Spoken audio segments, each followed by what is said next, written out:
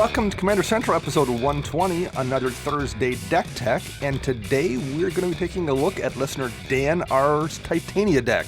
I'm Dana. And I'm Max. And we're recording here on a Sunday, Chrisless, once again. We're together, though. This is weird. Yeah, usually we don't do these shows. We usually do them remotely. Right. But we were doing some other stuff, and we're like, should we just do the deck tech since we're near the microphones? We might as well. Rather than remote it in. That way we can both watch Stranger Things tonight. Perfect. All right. So I knew there was a reason for this. Yes. So how was your 4th of July week, Max? Or weekend or trip or whatever it was? Well, I went over to Door County, Wisconsin. For those of you who don't know, it's up on the peninsula of Wisconsin, so the thumb. Past Green Bay, up on the thumb there. Yep, up on the thumb. It was a lot of fun. Got to see family I haven't seen in a few years. Got some nice sunburn? I am charred. I look like a mono red deck, let's put it like that. The burn no longer hurts, though. We're about 4 days later, but I look nice and red. Well, good. What about you? How was your trip up to the UP in Michigan? It was good. You don't realize how dependent you are on having internet at all possible times until you don't have internet at all possible times. So that's a little tough to get used to, having to rough it and deal with not having connection 24/7. Yeah, for sure. It was busy. My mom has a cottage on a lake up there we go to, and because they got so much snow this year, the water level had risen really, really high in the lake and had blown a bunch of people's docks that they didn't have stored far enough away from the water, then floated out. And just where she was, a bunch of them washed up. So I literally spent probably one day with a chainsaw and just hauling away pieces of other people's docks that had washed up on shore like a shipwreck. So, but we have, I guess, camp firewood for a good year and a half. For the next foreseeable future. Nice. Because it's a lot of nice pieces of cedar wood and everything. But it's a big lake. I'm not gonna walk around the lake and say, is this a chunk of your dock? It's been there for a month. At this point, I feel like it's found wood. So that was an experience. That was fun. I think I posted a video on Twitter because this is a small town in Upper Michigan, so they don't concern themselves with things like rules. And so in the 4th of July, parade, there's a tradition where little kids throw water balloons at the fire trucks that come by in the parade. Except for there, the firefighters will turn hoses on you when you do that. and I remember doing it as a kid. Of course, back then there was much less concern for safety, but that hasn't made its way up there. They still turn the fire hose on kids. It's because they don't have the internet. I guess, right, there we go. So that was pretty great, seeing my son get shellacked with a fire hose like I did when I was a kid. That was fun. And this year he was into it too, but he hasn't quite figured out the math of how he's going to lose that battle, because him and my nephew were even beforehand they make so much noise, they deserve to get hit with water balloons. And I'm like, well, and you're hitting them with the water balloons means they think you deserve to get hit with a fire hose. But I didn't point that part out to him. Right. And then afterwards, after they were done, then he's like, next year we'll get giant water guns. I don't get him. I'm like, that just means they turn the hose on you more. But of course, I didn't walk him through that either, because it's funny to me to watch him get just shellacked with a fire hose. So that was a good time. I enjoyed that whole thing. Very nice. I think we, as a result, didn't get to play any games this week. We both missed EDH night. Yes, we did. And then we both missed the pre-release for the core set as well, just because we were traveling back. Yep. We were just actually having the conversation off the air, is there one going on today? And there is tonight, but we're all it's just been too long of a week to go. Yeah, my brain can't magic today. Yes. Although actually maybe I will swing in just to buy a pre-release kit and not play or something. Open it and drop. Yeah. But that's it. I'm just not going to be functional. I'm in between traveling a lot anyway. I just feel like I have no idea what's happening in the world, and my schedule's top end. And I couldn't find my toothbrush when I got back from Michigan. Oh. And I recall packing it, but I'm like, did I throw it in the washing machine with my clothes somehow? So I just used my wife's toothbrush this morning, and I just am so out of sorts right now. Oh, boy. So what better time to do a deck tech? If you want to reach out to us and let us know how your holiday weekend went, or just how your pre-release turned out, or what other interesting things may be happening in your world of Magic, how would you do that, Max? You can find us on Twitter by searching @CMDR Central. We're also on Facebook and YouTube by searching CMDR Central. And you can find us over at patreon.com by searching CMDR Central. You can also find us on flipsidegaming.com and on teespring.com. Yes, teespring.com will have a few new shirts coming up here in the next couple of weeks. We'll be working on those this week. And I think you posted a picture of somebody in Texas was wearing one of our shirts? My coworker is one of our patron supporters, and he sent me that random picture on Thursday. I saw that, yeah. Look what I got. I'm like, this is great. I've seen just people, even like in our shop, have been showing up wearing the shirts too, which is pretty cool. Really cool. Really weird, to be quite honest. It's a little bit weird, yeah. But keep supporting us. We like that. Absolutely. We appreciate it. And we appreciate any support. I mean, like, we gave away that Teferi deck that was given to us by a listener. We gave away a deck box a couple months ago. Like, people have just sent us stuff too. They're like, I don't have money in the bank. I can't support on Patreon, but go ahead and give this thing away. That's ridiculously generous of you guys out there. So thank you very much for however you choose to support us. And if you can't, you can't. I get it. Listening helps a lot too. It does. Like, there's been times in my life where I absolutely couldn't have afforded $2 a month to give to a podcast. We totally get it. So don't feel bad if you can't support us either. Right. Speaking of contests, yes, we have the winners to announce today. We do. All right. Good deal. So speaking of that Teferi EDH deck that we're giving away to our Patreon supporters from last month, the winner of that is Joseph Catrona. All right. Congratulations, Joseph. So Joseph, reach out to me on Slack or send us a message through Patreon. And if I don't hear from you in a couple days, I'll message you. All right. And then we're also giving away that Kithkin Militia Precon deck from the Lorwyn block. Oh, yeah, on Twitter. On Twitter, and that is the winner of that is James Arnquist, and he is at JJJAMESSS47. I have interacted with James a bit on Twitter. He's a good guy. As have I. All right, very cool. And we have a couple ongoing contests this month. Yep, so our Twitter giveaway this month is the oversized two-headed dragon from 9th edition. Yes. So we'll get that tweet out, and you can retweet it, and that's how you'll get entered. By the end of July? Yes. All right. And then for Patreon, we're giving away a bundle of Core 2020.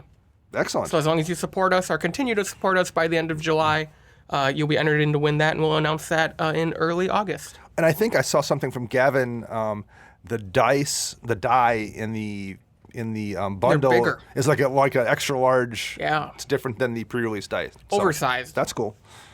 So I think that's all the business we had to take care of. Should we do a deck tech? Let's do it. All right. We are looking at Dan R's Titania deck. And we'll put a link out on Twitter and in the show notes when we go live here. He's got a few notes for us. He says his meta is mostly focused on 6 and 7 power decks with a few higher power 8s and 9s mixed in. This deck is probably an 8 in the play group.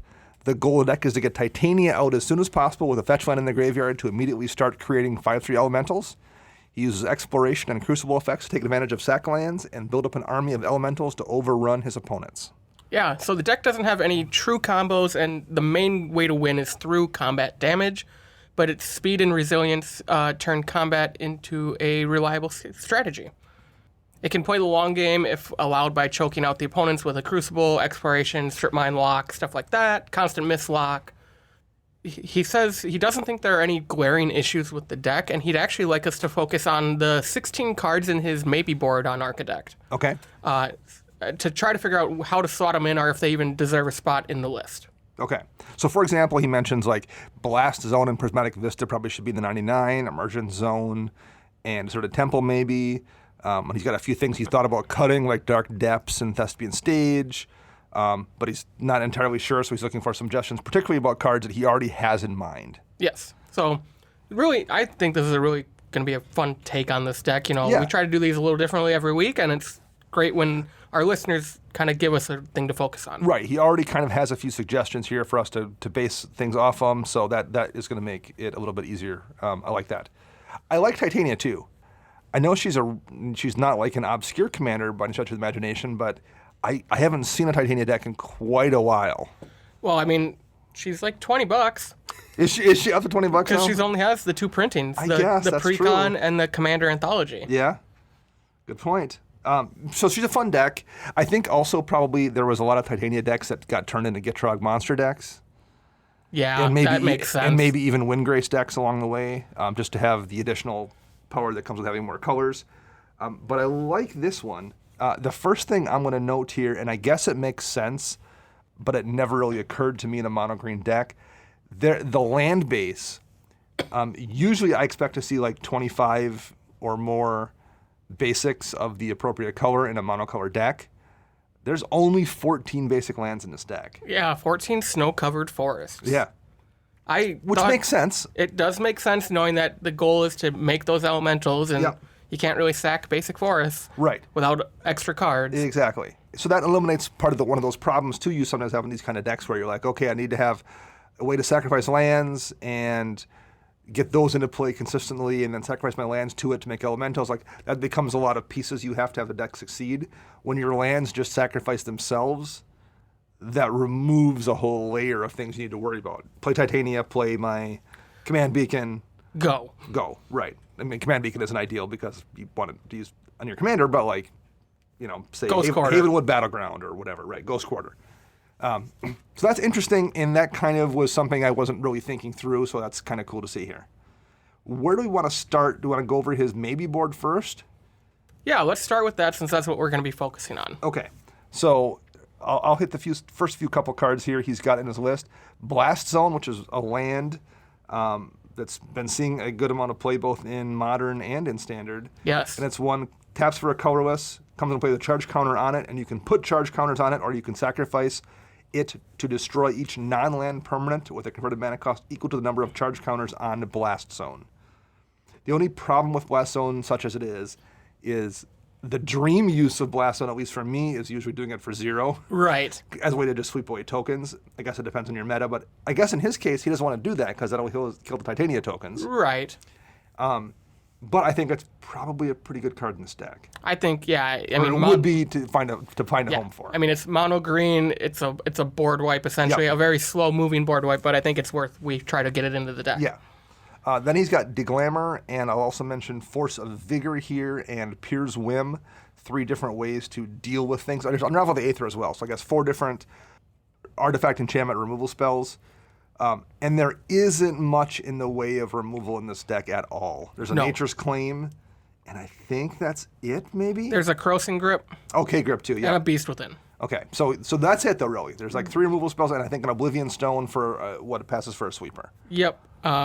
Yeah, I'm really not seeing much. Oh, Bane of Progress. Bane of Progress. I knew there was a creature. Yep. Which isn't nothing, but that's leaner than I would usually like to run in terms of removal.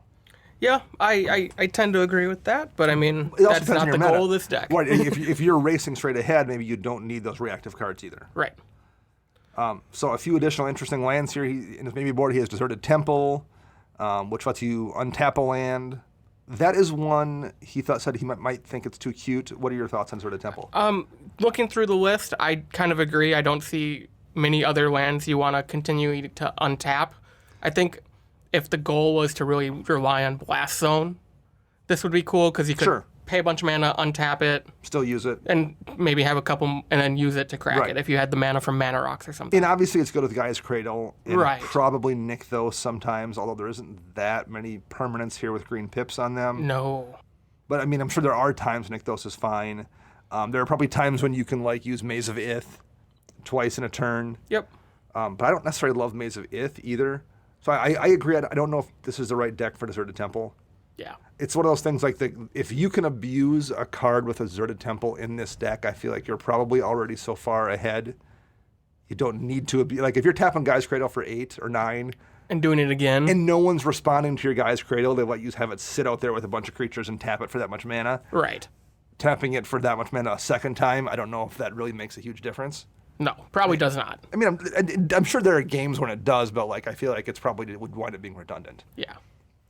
He's got Explore in his sideboard, which is a modern staple. You can play an additional land this turn and draw a card. I don't know if it's enough of an effect. No, I don't think any of the ramp package in this sideboard is enough. I mean, it's useful in this deck, but Explore doesn't put a 1 in the graveyard, and you already have so many different ways to put lands into play. It's also one of those things, those effects don't stack well. Yes, if you have Azusa out and you have Explore, I guess it gives you the option to play 3 additional lands that turn. But you have to have them in your hand, and at some point those effects generate diminishing returns, because how are you getting that many lands in your hand in the first place? And how are you getting more cards in your hand back after playing all of them? Like there's been a ton of times, both in my Reki deck and in my Mina and Den deck, both of which run Azusa, where I play Azusa, drop those 2 lands, which is great, and then I never play a second land off Azusa again after that, because I'm just not drawing on, like, okay, next turn I draw a land and I'll play it for land for a turn, but like, unless you have a way to continuously put 3 or 4 cards in your hand every turn, you're just not getting enough lands back. This deck maybe has the option of you're using your Crucible to do that, but like, Explore doesn't, for the most part, really stack with that. I think that's just, the effect is not that big in Commander, and in this deck, I don't know if it needs that. Nope. Finale Devastation. Good card. Good card, and I think I have a logical replacement for it too. Good. Heroic Intervention. God, I think we need to try to find a spot for this. Yeah, it's such a good card. I mean, I guess maybe it's also one of those things, if your meta doesn't ever see board wipes or something, maybe if everyone's playing full speed ahead and it's not one of those metas where board wipes happen regularly, maybe you don't need it, but... I agree with that logic. I'm looking at it from the other point of view, is if I spend 2 mana to save Titania, it's worth it. It's worth it for that alone, probably. Yes. I don't care about the other 99 cards in this deck. If it saves Titania so I can sack 4 more lands, great. I would agree with that. Yeah. The amount of situations where I think you don't want Heroic Intervention is just so insignificant for the most part. Yeah. It's such a great card. Natural Affinity. This is an interesting one. I've never seen this card before. So this is a 2 generic mana and a green for an instant. All lands become 2/2 creatures until end of turn, and they still are lands. So I think we both had the first reaction to this at first, where we were like... Sylvan Awakening? I think I'd rather just run Sylvan Awakening at sorcery speed, because it makes your lands indestructible. For an entire round. For an entire turn, and it gives them reach, which isn't nothing.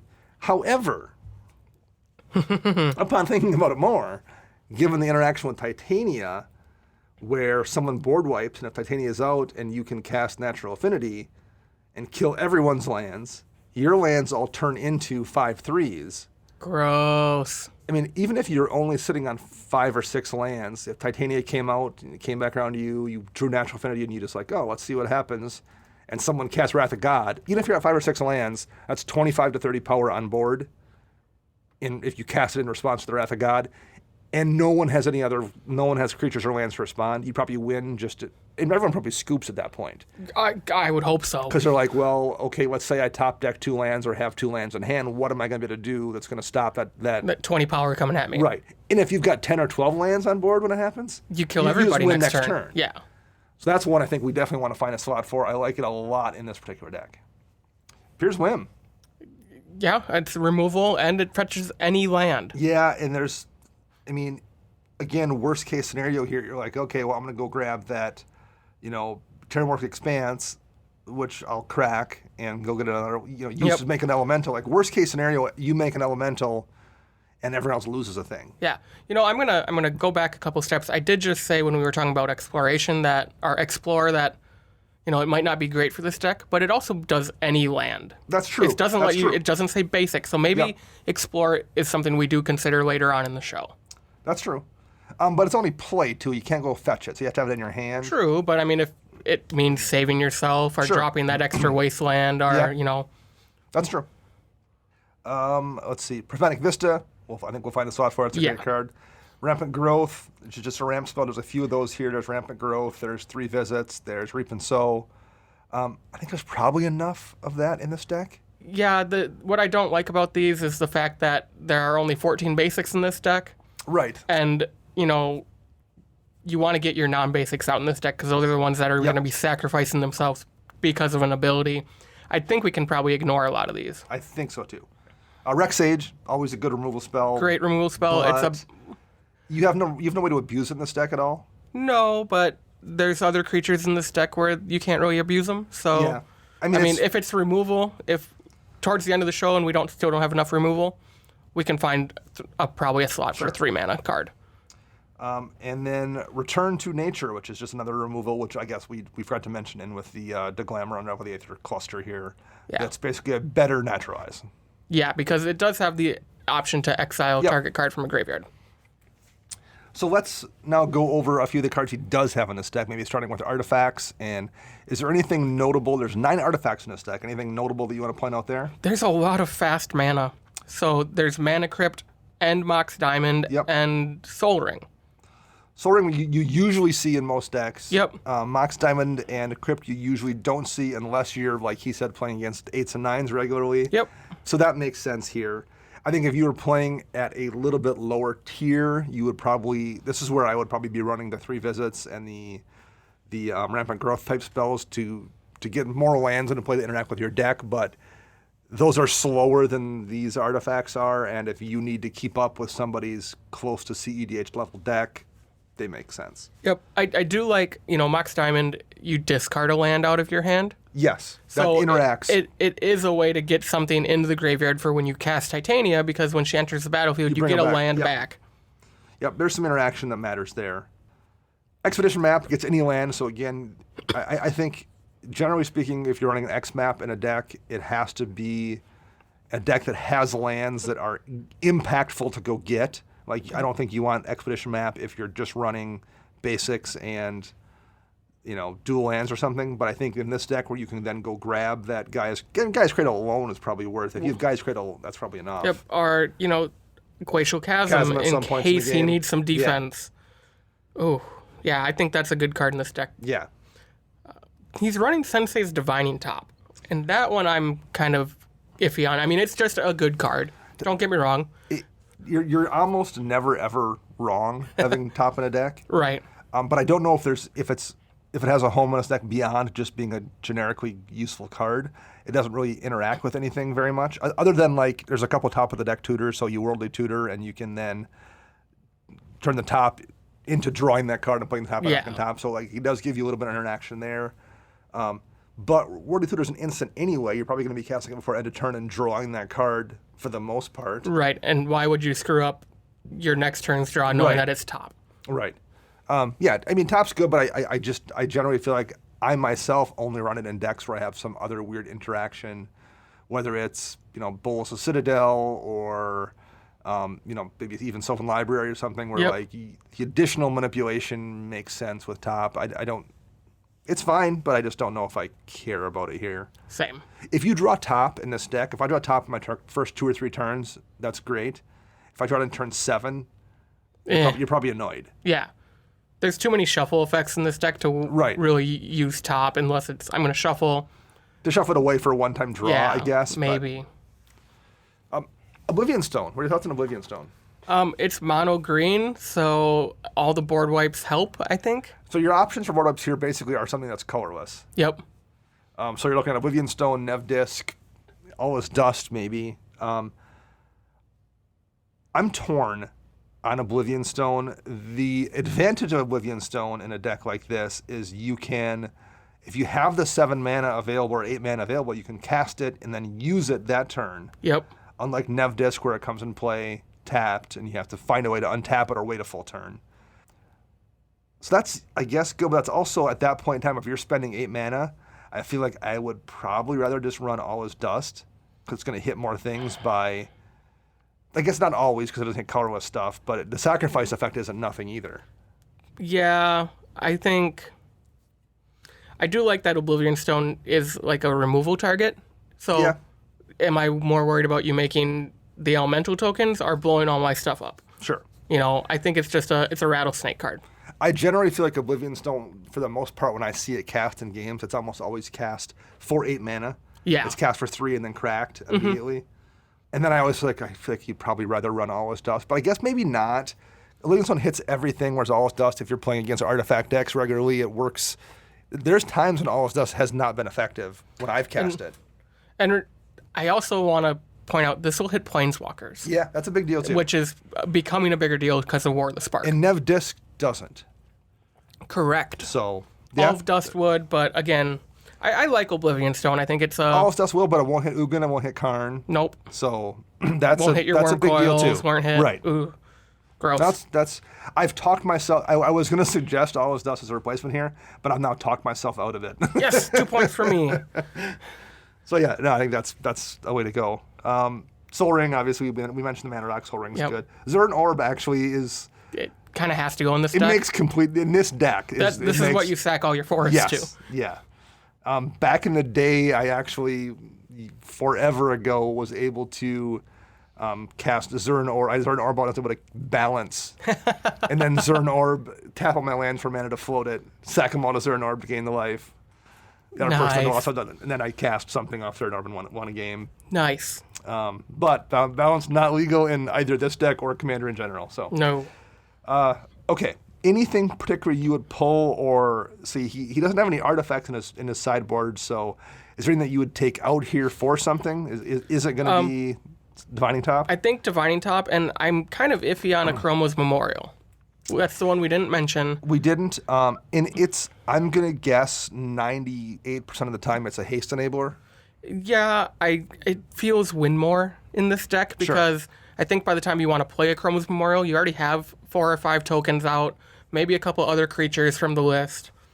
You know, you're just now giving them flying and trample, and maybe the protection might be useful in his meta. Right. But I think he has every overrun type card in this deck that you can have, essentially, especially with Finale of Devastation. Yeah, and there's Triumph for the Hordes. There's obviously Crater Hoof here. And like an Overwhelming Stampede, which is not in this deck. Yep. Well, that's the thing I was going to wonder. So are you better off with an Overwhelming Stampede than a Memorial? Because I think Memorial it's giving him evasion and it's giving haste. But I don't know if this deck has that big turn very often where you suddenly make 15 elementals in a turn. No. It probably does on occasion if you do Escape Shift. Mm-hmm. But outside Escape Shift, which is also a Memorial 7 mana, you have to Memorial in play, then have enough mana to do all the stuff with Escape Shift. That feels like a big ask. Yeah, I don't think I like Memorial in this deck. I mean, I run it in my Recce deck, and it wins games in that deck, but this deck doesn't seem to function that same way. No, especially because in your Recce deck, you don't cast Akroma's Memorial. You play it off of a Genesis Wave or a Kamal's Judaic Vow. And I have those turns where there's just all of a sudden 14 creatures in play that weren't in play last turn. Right. And that happens regularly in that deck, and I don't know if that happens regularly in this deck. I don't think it does. So that would be one I would consider pulling too. And actually, if I was going to replace something with it, it might be Finale Devastation. Yep, I would swap in the Finale for a Memorial, and I think I would just put in Prismatic Vista for the top. Yeah, it's another land that sacrifices itself. It needs to be in the deck no matter what. I do think I would be looking at pulling top as well. Yeah. Again, it's not a wrong card, but it's an easy one to replace that doesn't feel like you're taking out a piece of some big interaction. Right. Okay, there are 2 Planeswalkers here. We have Garruk Wildspeaker and a Nissa Vital Force. Garruk is just a value engine for the most part, being able to +1 and untap 2 lands. His -1 makes a 3/3 beast, and his -4 is an overrun. Creatures you control get +3/+3 and trample until end of turn. Nissa is one where you just play her and hope she survives for a turn, so you can -6 and get an emblem that says whenever a land enters the battlefield under your control, you may draw a card. These are just 2 great walkers for this deck.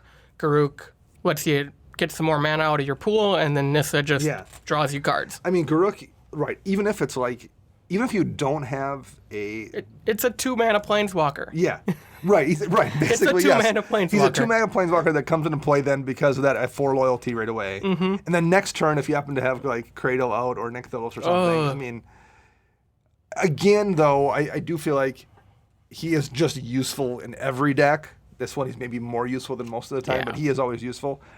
The one I would definitely, I think, this is a perfect deck for Nissa. Yeah, I think so too. And she does make an elemental too, which has some Titania interaction. Well, the land becomes an elemental. Or yes, yeah. And you can return a permanent from your graveyard to your hand. So you can bring back some of those lands that you had to lose as well. Mm-hmm. But for the most part, this is going to be... The goal of Nissa is to play her, protect her for a turn. And alter. And alter. Yep. Yeah. So, I don't think I would really do anything there. No. Those are perfectly great cards in this deck. Instants. All right. What do we have there, Max? So there are 10 instants. Yep. We have Beast Within, Court of Calling, Constant Myth, Crop Rotation, Harrow, Krosan Grip, Momentous Fall, Nature's Claim, Realms Uncharted, and Worldly Tutor. So you have a couple of tutors with Cord and with Worldly Tutor. You have a couple ways to get lands. Nature's Claim, Krosan Grip, and Beast Within are all removal spells. Constant miss wins you a game because no one can do anything about counter spells.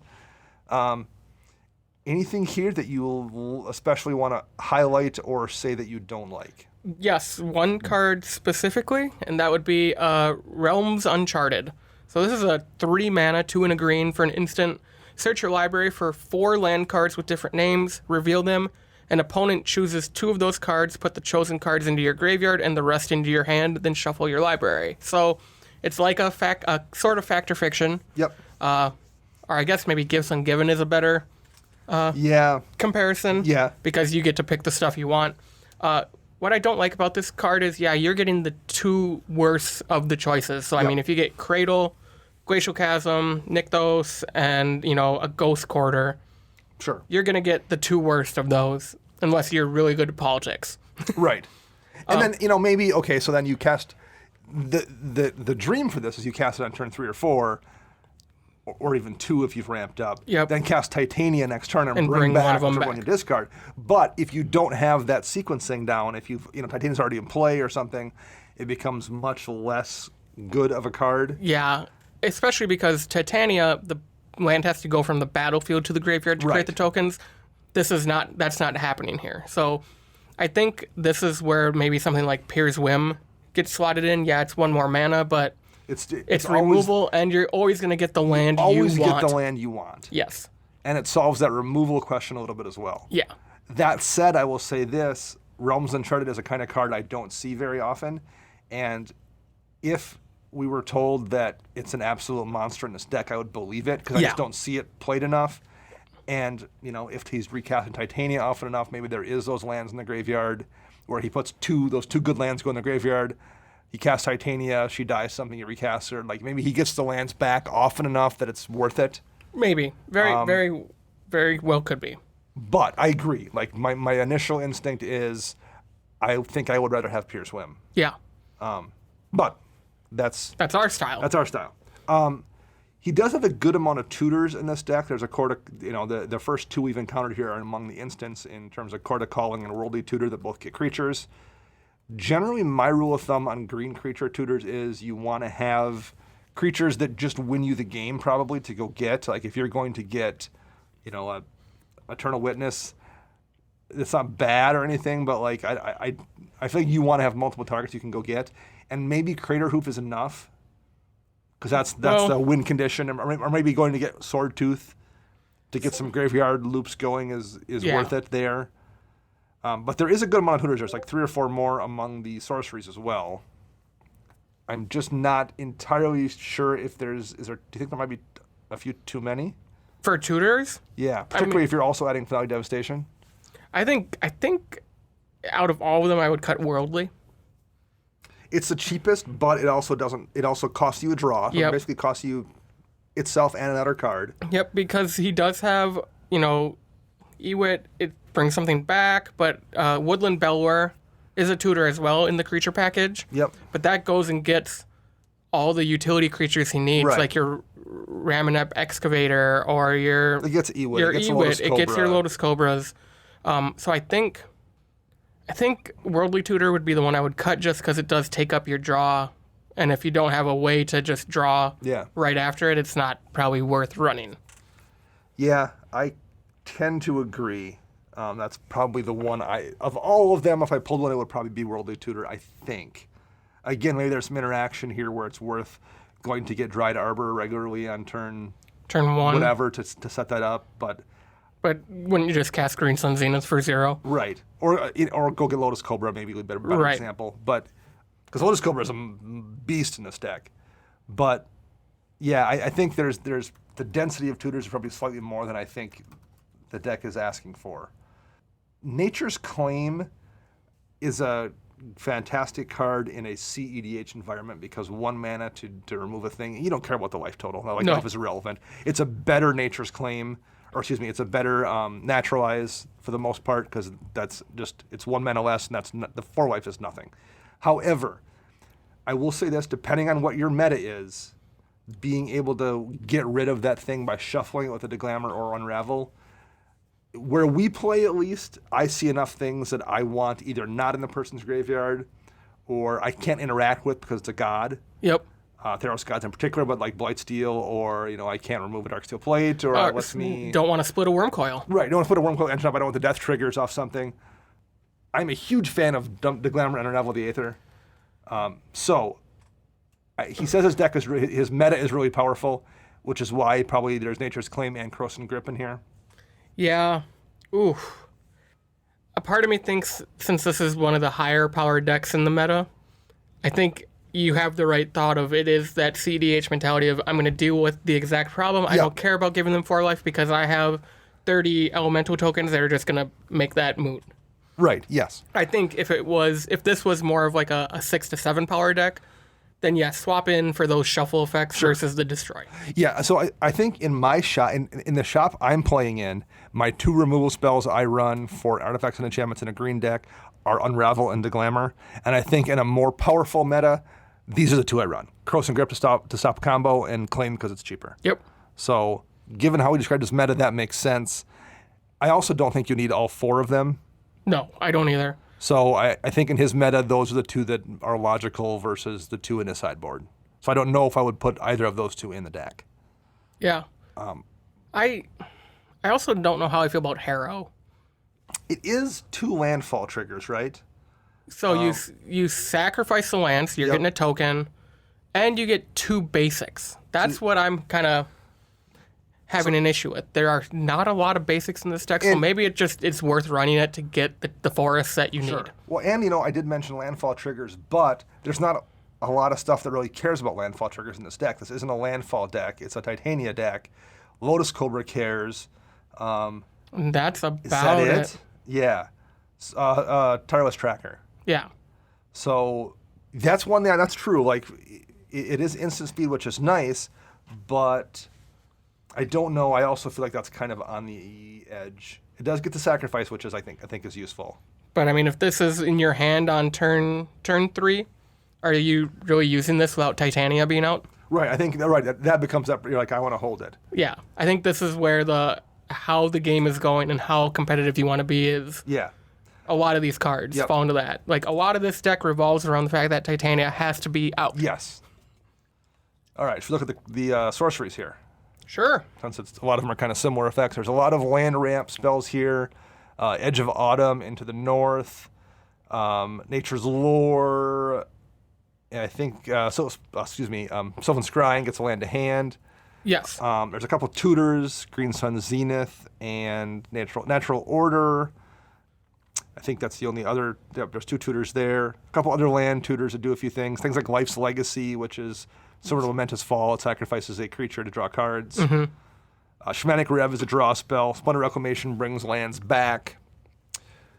Escape Shift, obviously. Risker's Expertise is a monster. These all are pretty good. Anything here jump out at you, Max, you want to highlight as being a really great card or one that you might pull? Let me take a quick peek here. So I get why Life from the Loam is in this deck. Yeah. Because it's going to get all your utility lands back.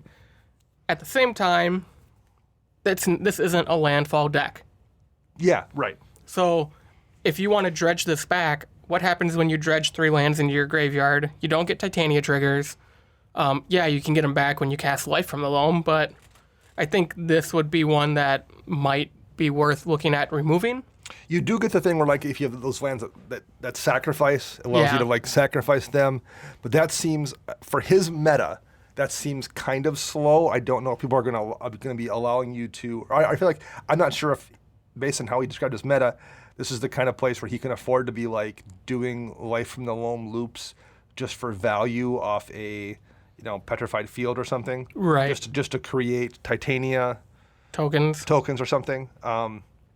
But I also think there's a lot of really complicated Life from the Loam loops you can do, and I think unless you've played this deck, maybe we just don't see them because we don't play the deck. Yeah, I probably, even if I played this deck, I probably wouldn't know those loops. Or like you find them 10 games in, you're like, oh wait a minute, if I do this with this with this, so that's something that also like wouldn't surprise me. I don't want to say it's not, because it's almost always a pretty decent card. Yep.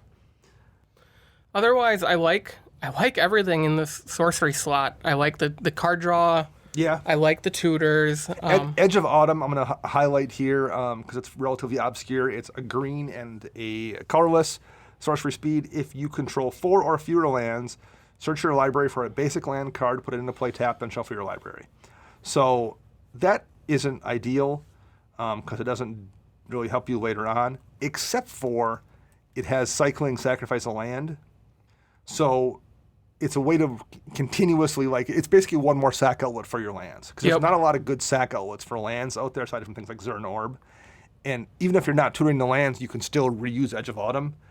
Being able to make a ton of elementals if you need to for some kind of an alpha strike is probably really, really useful at times. Yeah. And first 4 turns, it's just rampant growth, and that's fine too. Yep. And then it's sitting in your graveyard, and you can. So yeah, I think it's a neat card in this deck, and I don't know if I run it anywhere else. Yeah. Is Into the North any better than, say, like Exploration or 3 Visits? I mean, he's running Snowlands. Into the North is exact. Yeah, it's a rampant growth. It's a second rampant growth, basically, because the land comes into play tapped. Yeah. So there's no reason to run Into the North. I guess that's not entirely true because it says Snow Land. It doesn't say Snow Basic. You can go get like Mouth of Ronan or something. True. But he's thinking about pulling Mouth of Ronan, and I don't like Mouth of Ronan that much. And it would get Dark Depths, I guess. That's true, yeah. But Dark Depths again, too. he said that isn't that much fun anymore. Sure. Yeah, I wouldn't. There's no downside to running Into the North over rampant growth. So if you're choosing between the two of them, go with Into the North in this deck in particular. Gotcha. But also, like, the upside is not that amazing. No. Yeah, I like most of these too. I don't think I would pull any of these in particular. The one that I was maybe wondering is Sylvan Scrying. The fact that it gets any land. It gets any land is useful, but it doesn't put it into play. But it goes to your hand. That's not nothing, but that's also, I don't know, I don't know. I'm torn. I guess to me it's one of those, like, you know what? I'm either setting up my next turn or I don't have any lands in my hand, and this is the best thing I can do besides sacking something. And in this deck, I guess it's a better, it does what Expedition Map does. Yes. And for 1 less mana, X Map is 1 and then 2 to activate. This is just 2 to use it for the same exact effect. And there are tons of lands in this deck that you can go get. I think it's a good card. I actually, now that you pointed out, Expedition Map, it might be worth cutting Expedition Map for something. And leaving this in there because Expedition Map can get destroyed, and if you don't have the 2 mana to do something in response, sure, boom. Although I don't think I've ever. Yeah, I've never had that happen, but but it's a thing. It's that 1%. Sure. And Triumph is a win condition, and that's. Well, I mean, if it is a competitive meta, like artifacts can't be activated. Any cards like that just shut artifacts off too. Turn Expedition Right, that's Map. true. Yeah. Which isn't really a thing you see with sorceries. Like, there's nothing that you can't cast sorceries for the most part. A negate. Right. And they can negate your X Map anyway. So, how about the 5 enchantments here? We have Concordant Crossroads, Elemental Bond, Exploration, Greater Good, and Sylvan Library. Draw, land, haste. Works for me. Yeah, the only one, and I don't know if Exploration is the one, but this is maybe the launching point for this discussion. I had this problem, and I still occasionally run into it in my Mina and Den deck, where the extra lands into play thing, again, is only so useful because at some point you don't have enough lands in your hand. Exploration is great, Burgeoning's great.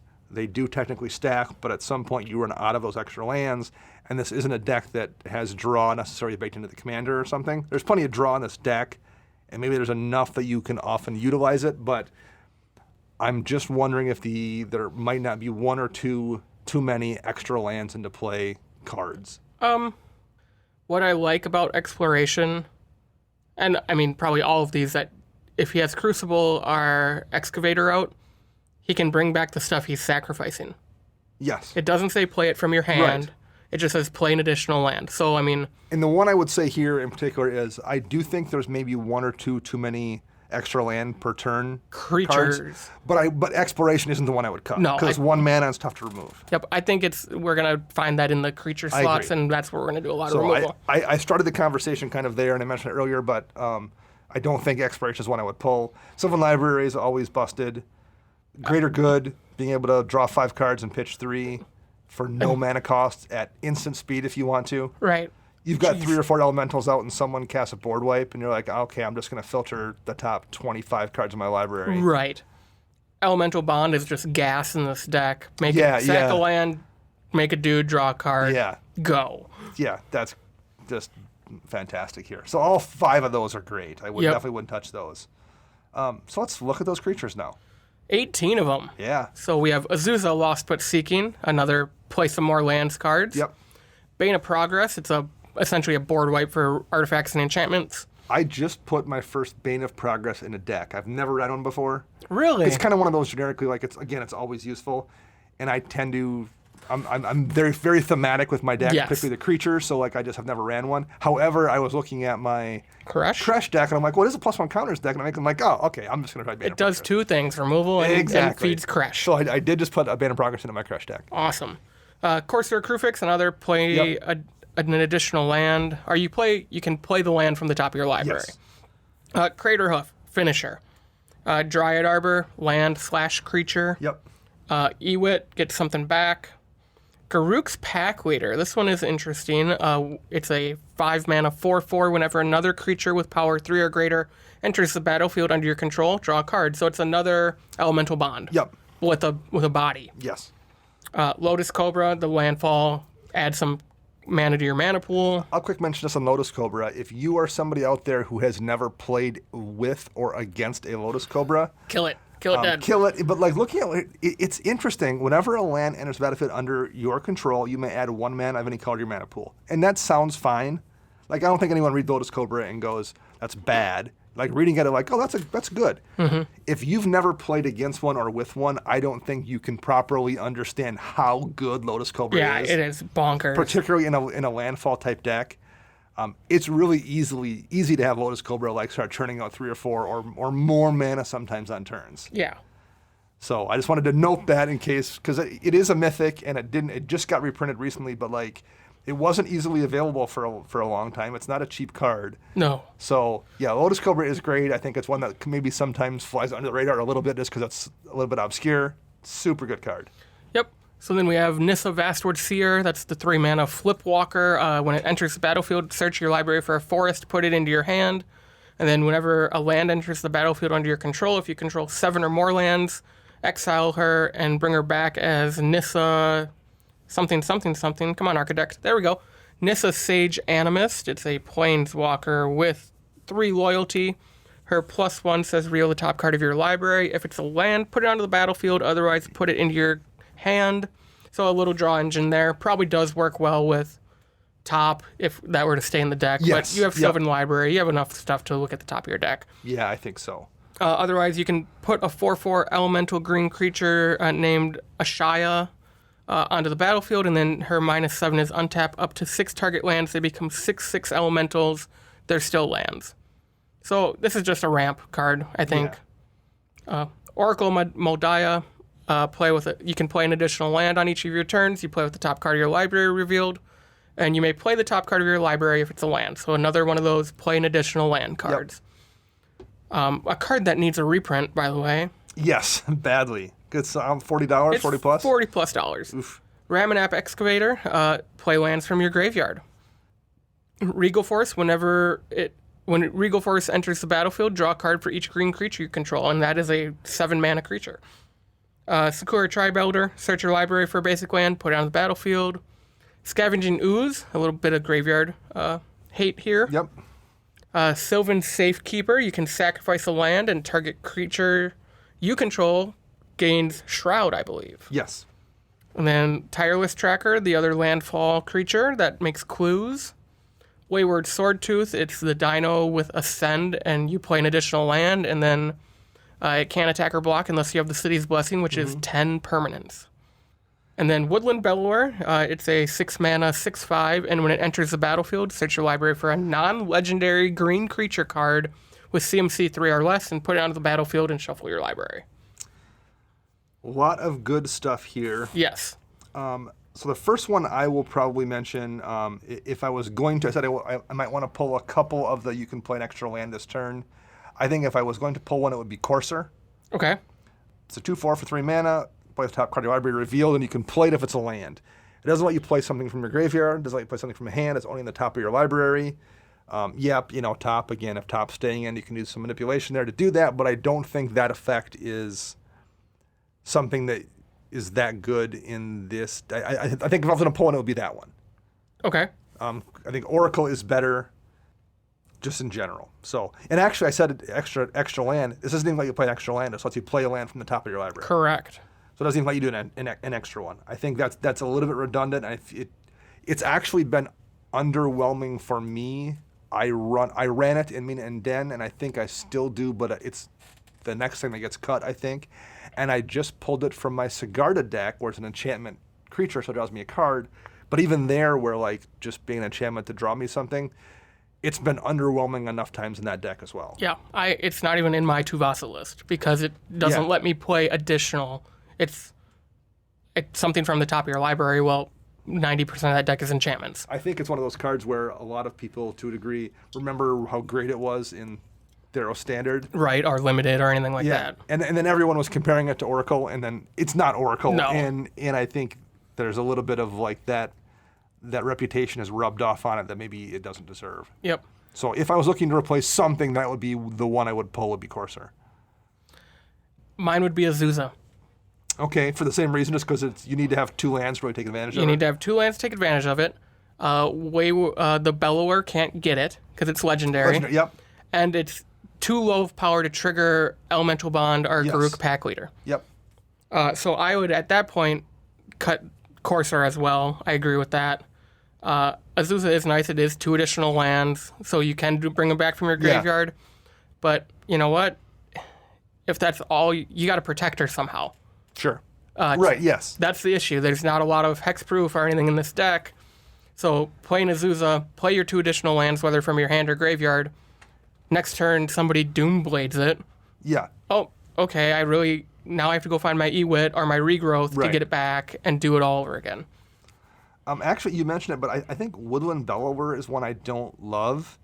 When it comes into play, you can search the library for a non-legendary green creature card with CMC 3 or less and put it onto the battlefield. So it doesn't get Azusa for 1. It doesn't get a game-winning card, but it can get some nice utility, so I guess that's useful. But this is maybe where I would slot in Finale of Devastation. Okay. Finale does the same thing for the same mana, basically, if you're casting it for the 6 mana. Finale gets anything Bellower gets. It actually gets technically more, and it would go get Azusa if you needed to. It doesn't give you the 6/5 body, which I guess is a big deal sometimes. However, that's the upside for Bellower right there, whereas Finale has the upside of being able to cast it for the 12 mana and just win the game. And I feel like being able to win the game with Finale is better than just making the 6/5 body. Okay. I sort of agree with you. I like Bellower because it gets the utility creatures that help get the engine online. Sure. You get Excavator, you get... but you can go get Excavator with Finale, too, if you want to cast it for that 1 mana. But I feel like if you want to cast Finale, you just want to go get Craterhoof because you're going to be in a position to win. Sure, right. And Finale with Craterhoof is... busted. And it's overkill. You don't need to... Everyone dies by losing 120 damage versus losing 60, and it's the same thing. So here is I'm gonna go a little off the cuff here because there's a creature that is not in this deck, that's not even in the maybe board, that I think would be good for this deck. Okay.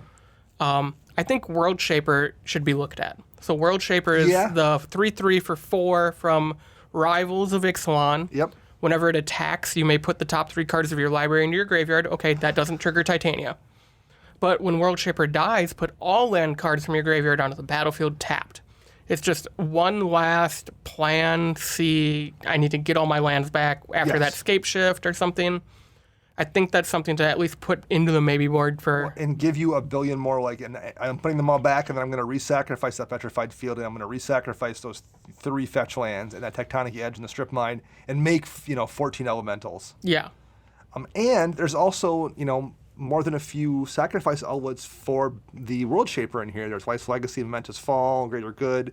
So there's a few ways for you to kill your own creature, so you're not just reliant on someone else attacking into you or board wiping. But that's also useful if someone looks over and you play a World Shaper and they look over and they're like, oh, you have 14 lands in your graveyard.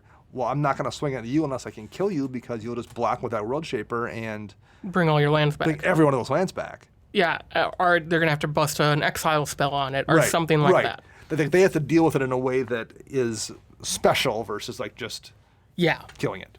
But I do agree. I think Bellower, the more I've thought about it, that could probably get pulled for either the finale or any of like the, heroic intervention. Just being able to save your board. Yep. And one thing we did mention, like with Akroma's Memorial, the lack of like the big turn where you need the haste to just kill everybody. I guess Sylvan Safekeeper does do that. Sacrifice a land, creature gets Shroud. You can't. It does give you the option to just sacrifice all your every single lands to make 5/5s and just house somebody. But I still don't know if that interaction comes up often enough that you need that haste. Maybe.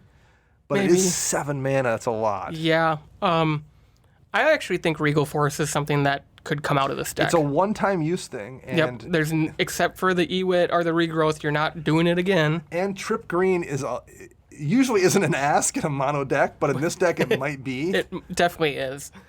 Yeah, that's one I would maybe consider too. I think that's when you slot in like Natural Affinity or... I think Natural Affinity would be the next one I put there. Maybe, yeah. I do really like the idea of Natural Affinity. So do I, yeah. That would feel great to win a game against someone who's like, I'm just going to cast Damnation. You're like, Natural Affinity? And they're like, wait, what? Everyone loses all their lands and I make 14 5/3s. Yep, or it's like that time when someone casts Blasphemous Act and you command everybody's lands into animation. Yeah, those things feel good when you like catch somebody off guard with like just a game-winning play that punishes them for daring to play Magic. Yeah. So that would be a good swap there. Last but not least, the lands. All 41 of them. And I don't know if you want to run many less. I mean, maybe you can run 40, but like I don't think you want to pull too many. You could run more. Right, you'd be fine running more too. This is where a bunch of the changes in his sideboard were things he was looking to put in was in this land slot. The main ones in the list were Blast Zone, Deserted Temple, Emergence Zone, Prismatic Vista, and I guess that was it. Mm-hmm. So what do you think, Max? Any of those? I think you definitely want to put Vista in the deck. I think we want to put everything but Deserted Temple into the deck. I agree. I think there's not enough stuff. I think it's too cute. Yeah, especially when you're relying on it for maybe Cradle. Yeah. Emergence Zone is so cheap, 1 mana to sacrifice it to gain Flash. Gain Flash and make a 5/3. Yeah, that's such good value that I do think that's worth it there. I think for ones I would pull, I think Mouth of Ronan.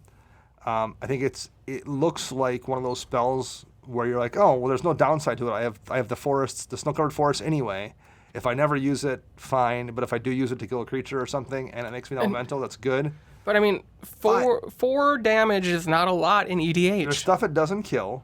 Particularly stuff that you like, stuff that you're scared of. It maybe doesn't kill frequently enough. 5 mana to deal 4 damage to a commander that's maybe it doesn't kill something like a Dramoka. Right. It doesn't kill. You say 5 mana to activate. Technically, it's self too. So it's costing you 6 land or 6 mana, the equivalent thereof, to make a 5/3. To make a 5/3 and maybe kill something. Yeah. It's not going to kill a giant token in the token army because of Cathar's Crusade. Right.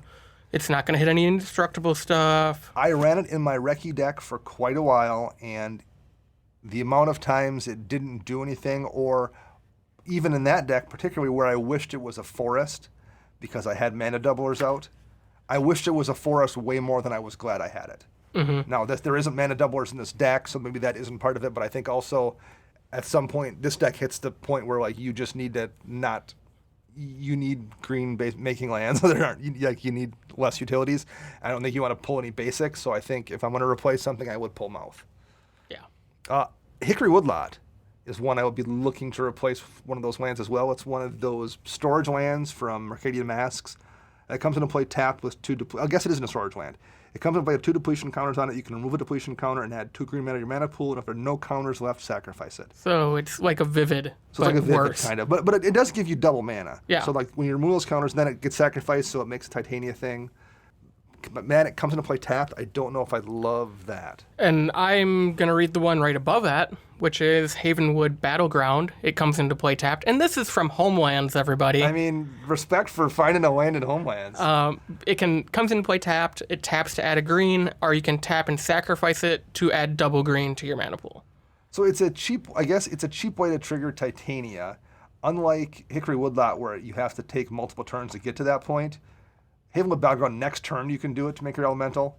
Yeah. And then maybe replay it with... I think that one's maybe a little better than Woodlot if you happen to have your Crucible out so you can, like, make 2 mana with it and make your elemental and then recast it immediately with Crucible. Yeah, I guess my issue with these is that it comes into play tapped. I don't like coming to play tapped, so, for sure. Like, especially in a monocolor deck, I get you're trying to find any of these that just say sacrifice, but... Taking the tempo hit where you could be running Blast Zone or Emergent Zone or Prismatic Vista, those all come into play untapped, and you can at least use them right away to do their thing. That's why Crystal Vein is nice, because it doesn't come into play tapped. It's only colorless, but it doesn't come into play tapped, so that's pretty useful. Of the two that we both just mentioned, I do like the Homelands one better than Hickory Woodlot, but I don't love either of them. Right. I do think also, like, if you didn't want to mess with your land count or anything, you could very easily Prismatic Vista, swapping it out for Terramorphic Expanse or Evolving Wilds is just an easy 1-for-1 move. Yeah. So that's one I would consider there as well. And I guess it's meta dependent to a degree, but like if you're playing a super fast, near CDH level meta like he described, how good is Maze of Ith? People tend to not do combat damage. Right. Or if they do, they're doing it in a way where, like, untapping one creature probably isn't that impactful. Yeah. Or the creature has Shroud anyway, or Haste, like because of Lightning Greaves or something. I have found myself, and our meta, I think, probably isn't, based on his description, as quite as powerful as his. I still have found, like, Maze of Ith has gotten less and less useful over the years. Yeah, it does not show up in a lot of decks, or it shows up in, like, a first draft, and then people realize, like, oh, we have a lot of just Battlecruiser decks in the shop where untapping one creature, but the other 4 are still going to hit me. Right. Might not be the best. I mean, like, quite honestly, the only reason I'm still running it in my Glissa deck is because I have a really cool looking promo. Right. So, like, that's the main reason. If I didn't have that, I don't know if I would still run it. So, I have a question. Yeah. About you thinking Battleground of the 3 is still good? Yeah. Would you put Lotus Field in for Battleground? Probably. Okay, that's what I would recommend is, it comes into play tapped. Yep. You get 2 sacrifices right away off of it. Cool, you're making some dudes. And it's always making you 3 green. Yes. That's just great in this deck. I do like, for new cards, Cryptic Caves. That's a utility land that's in, is it in the core set? Yeah, it's in core set. So many of these sets have came out back to back. I'm like, which is in Modern Horizons and which is in the core set? Doesn't come into play taps for a colorless, and you can spend 1 to sack it to draw a card. You can only do that if you control 5 or more lands, but like in this deck, you're just always going to control 5 or more lands. And again, this is a nice one in this deck where like, hey, I'm going to tap it for 1 mana to make an elemental, draw a card, and recast it with the Crucible or with my Excavator or whatever. So I think if I was looking to put another utility land in, it's not in his sideboard, but I think this is a great deck for Cryptic Caves. Yep, and maybe that's better than Dark Depths. Yeah, maybe. Because why not? You're drawing cards, you're making dudes. If he's sick of Dark Depths and he's going to pull that package out, that's an easy thing to put in one of those slots. Yeah. The other one, I don't know if it's that amazing here necessarily, but like Buried Ruin is one that you can sacrifice, land that you can sacrifice to bring an artifact back. If your Crucible dies. This deck feels like it really, really, really plays so much better with a Crucible type effect in play, and being able to have that on a stick that makes you an elemental at the same point in time to bring back your Crucible, which you recast to then bring back your Buried Ruin. Seems like a really good interaction, and again, if you're pulling a few lands out because you're tired of the Dark Depths package, that seems like a logical one to put in that place as well. Yep, and you don't even need something in your graveyard. You could fail a target. You can still sacrifice. Right. Just like worst case scenario, it still makes you an elemental, and it's cheap to do. 2 mana to make an elemental. Yeah. That sounds great. What about something like Scorch Ruins? Scorch Ruins and Lotus Veil is the original. Those were the original 2 Lotus Field version ones. Yep. Scorch Ruins, the lands have to be untapped. Right. They're both risky because I've on more than one occasion killed someone's Lotus Field or Lotus Veil or their Scorch Ruins immediately. Like someone's like played it on their thing, passed a turn off, played a strip mine and killed it. Yeah. Or Beast Within it or something. But I guess it might depend on your meta. I would consider them. I would consider them. I think the Veil is just a little better because it makes colored mana, where Ruins makes 4 colorless. The problem with the new one is you don't get ahead because of the way it works. It comes into play tap, so you can't tap it immediately. So you basically are the lands you're sacrificing are setting you back the same amount of mana you gain. However, in Titania, you're making elementals at the same time. That's worth it. You're getting 10 power out of that delay. And that's maybe also offsets the risk with Scorched Ruins and with being able to bring it back and make 10 more power. With Lotus Veil as well. I would consider that they're not cheap cards either. I think they're both closing in on $20. Yes. I think one's over 20, one's like 17. Veil is around 20. Ruins is like 15. Okay. So they're not cheap, but I would consider them. Yeah. I mean, I guess it just depends on how much do you want to steer into the skid here with the Titania theme. I think that's going to be it. I do too. That's what I got. That's what I got as well. I liked looking at the deck, though. It was fun. I like it when we get to look at it in different ways. Yes. I liked it. For whatever weird reason, too, we've kind of gotten a bunch of decks that we don't regularly see. Yeah. Like, it's one being, someone sent me a Dromoka deck that's got half the cards you have. It would be, not that it wouldn't be fine to tech, but like, it would be way less interesting than seeing a deck that we just don't ever see in our shop, and we've got a bunch of the ones that we don't regularly see, so that's always fun to do.